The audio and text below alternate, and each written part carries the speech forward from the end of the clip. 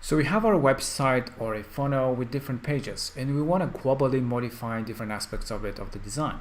So you can easily do it with the global styling. And let's start one by one. First of all, you can add a font, which you can do from here, add fonts. These are custom fonts that you can select anywhere when you're editing the text editor.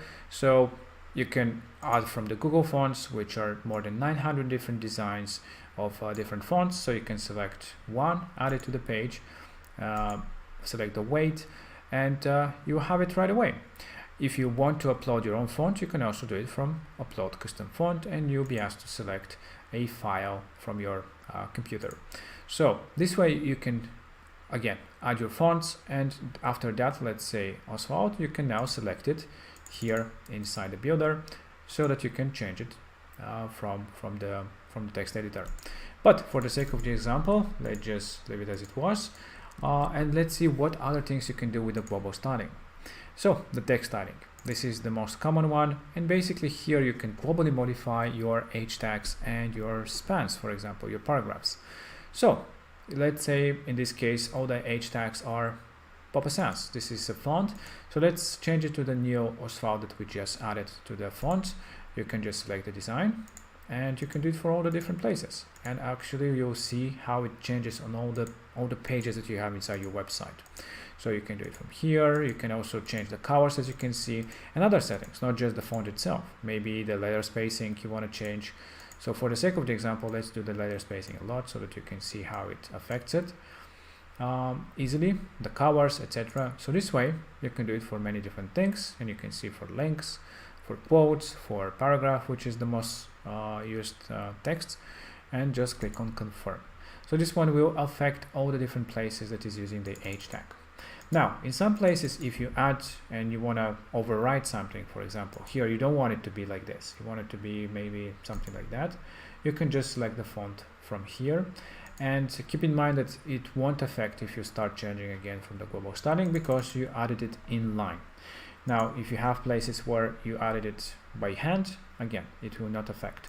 So if you want to still get the global styling, the default ones, you can just clear style, and that will return back to the original global design. So when you add now any H tag, it comes with the original one. So this is the H1. If you go and switch to the H4, for example, was the green one. So it's you can easily see it here. So this way you can use the global styling to modify the text globally for all the pages. As you can see, it affects all the different places on your website, on your funnel, whatever it is. The color palette.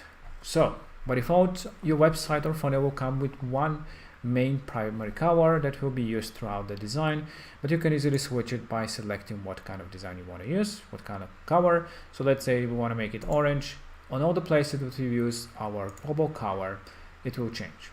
You also have secondary colors. These are also global ones.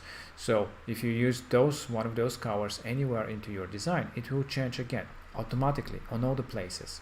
So how do you actually use the global colors?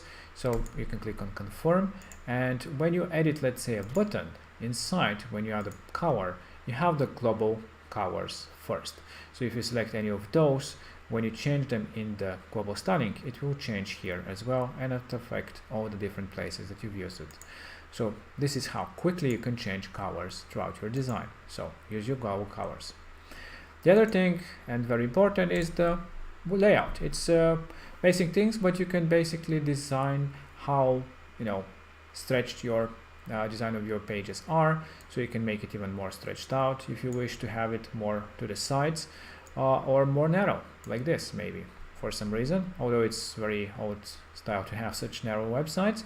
But yeah, around this is around 110, 1100, or 1200, that's usually, or 1300. It's now our popular design choices.